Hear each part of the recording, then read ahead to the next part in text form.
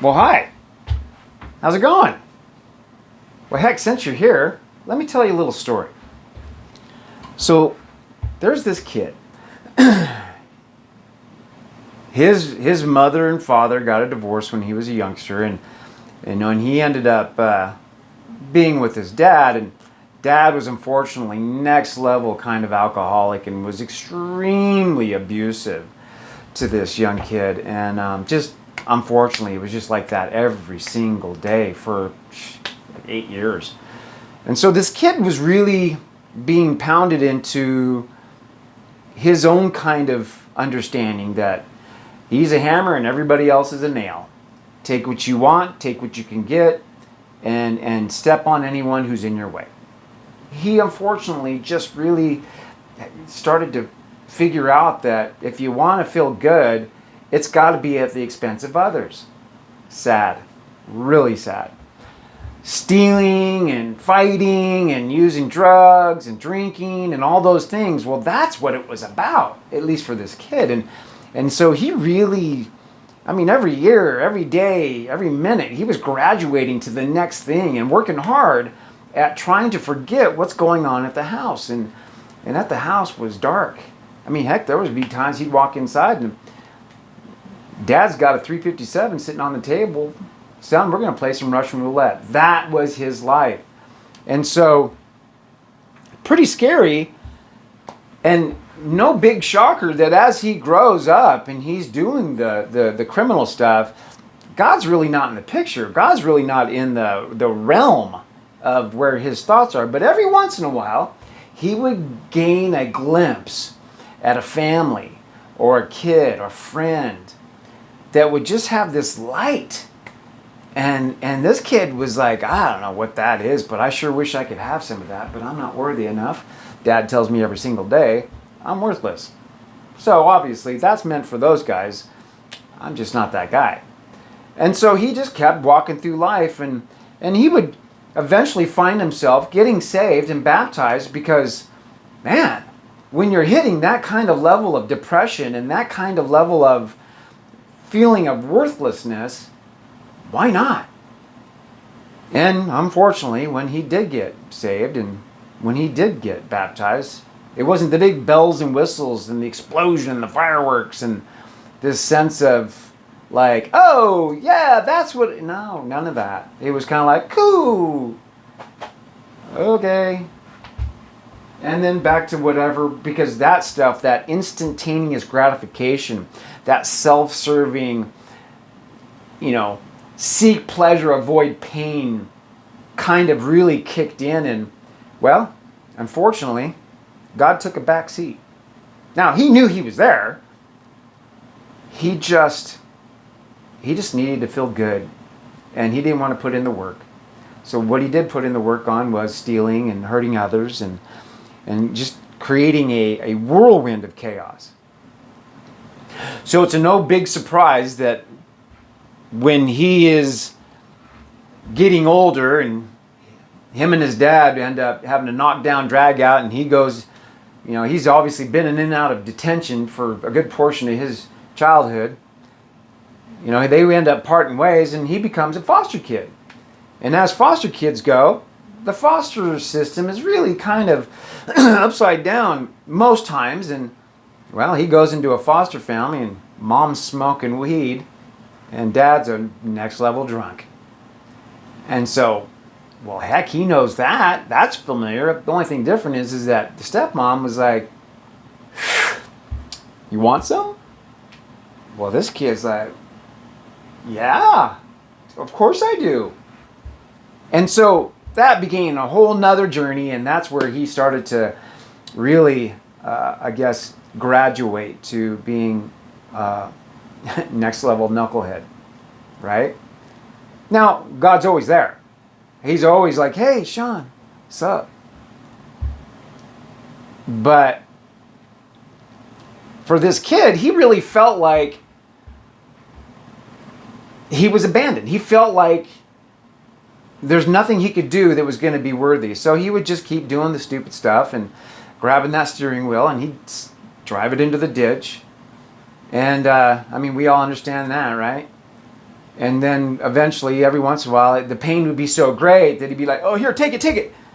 I was like, "Well, okay, I got you. No, don't worry." But again, obviously, just like anybody else, this kid would eventually get comfortable and pull that steering wheel back, and I got this.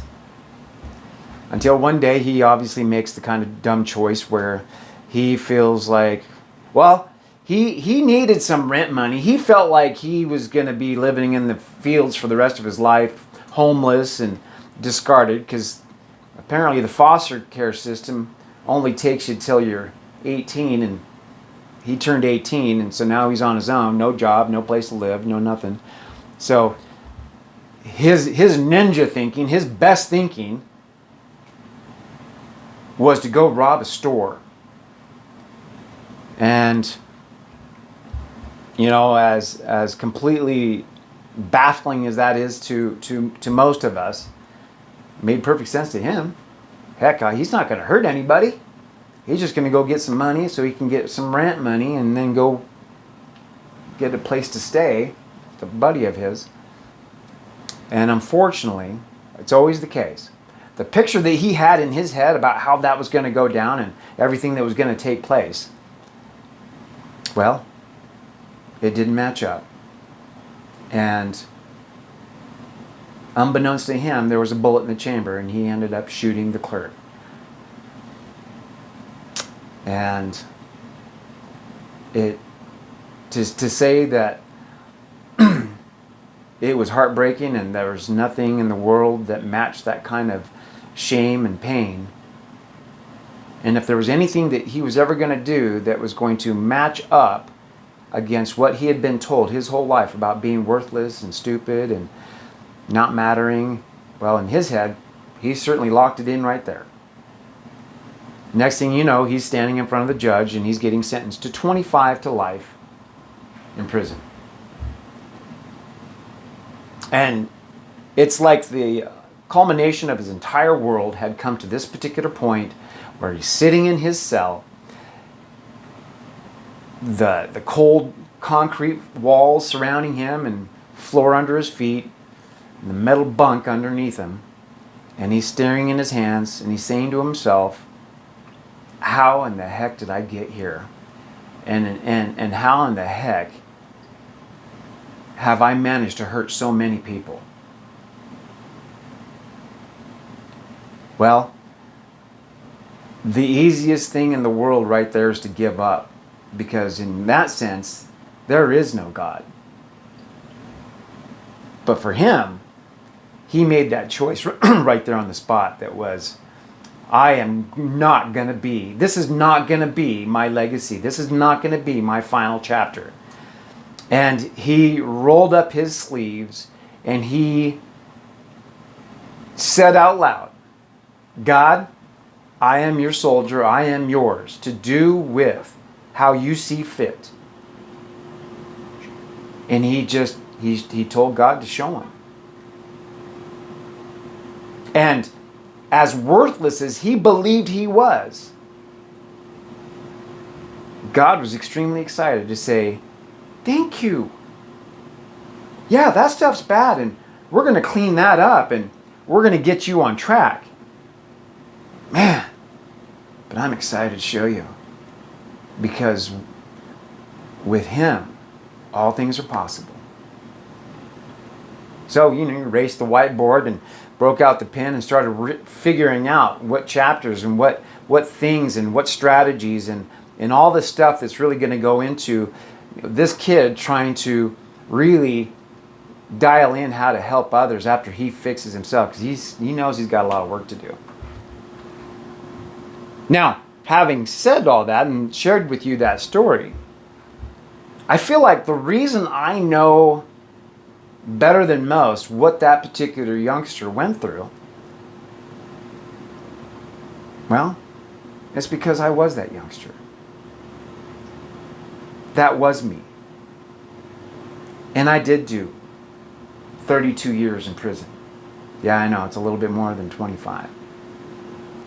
The good news is I've been out for 3 years now, and seeing the blessings that are around me all the time, I still see the kids that struggle every single day with making the right choices, and knowing that God is always there, because He got me through those walls for 32 and a half years. I went through the hallways and saw just the sheer level of depression and turmoil and chaos and anger, and it's heartbreaking. And I could have very easily succumbed to that, especially after hurting so many people.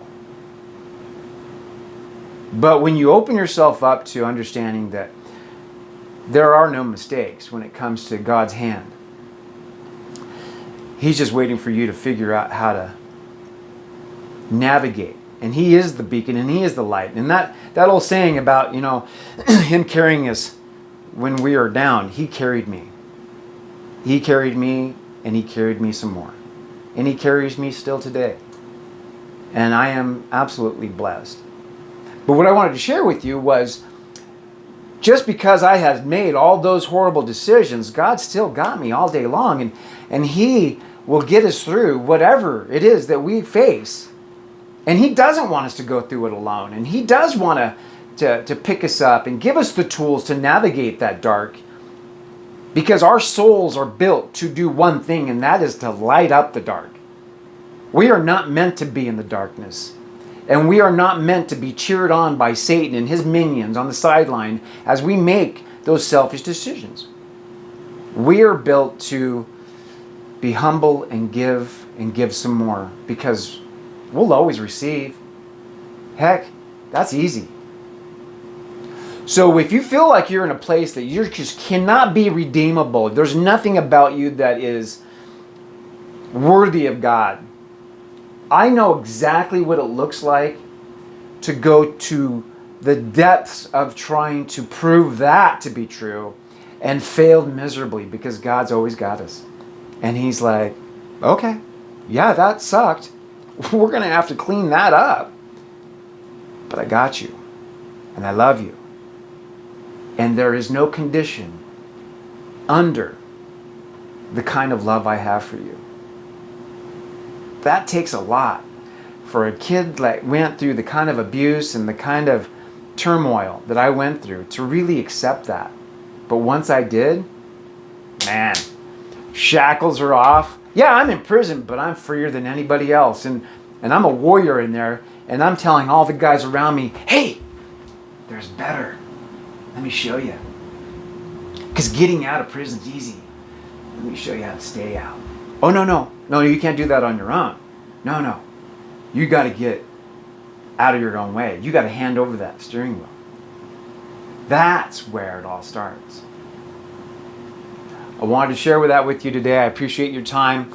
Just know this. People in our lives are there for a reason, little beacons. And it could be that I serve as a warning to others of what not to do, and that's perfectly fine. God, I'm your tool. Use me how you see fit. Let's be the little warriors. Let's be the people that really shine in the lives of others to help guide the way, because there's lots of people that are trying to find their way through those dark tunnels. And they just need the beacon. They just need you. They need to see that light in you. They need you to open your heart up, accept Jesus, accept God, go to your knees, hand it all over. And that's hard because, we want to control that steering wheel. We want to be able to navigate ourselves. We got this. Clearly we don't. But once you do that for yourself, it's going to be, those who bring sunshine into the lives of others cannot keep it from themselves. I can promise you that. And then the next person, and then the next person. And then those 5 people affect 15. And then those 15 affect, you get it? That's you. It starts with you. God bless. I love you all day long. Thank you for your time. You have an amazing day, because you are a beautiful soul.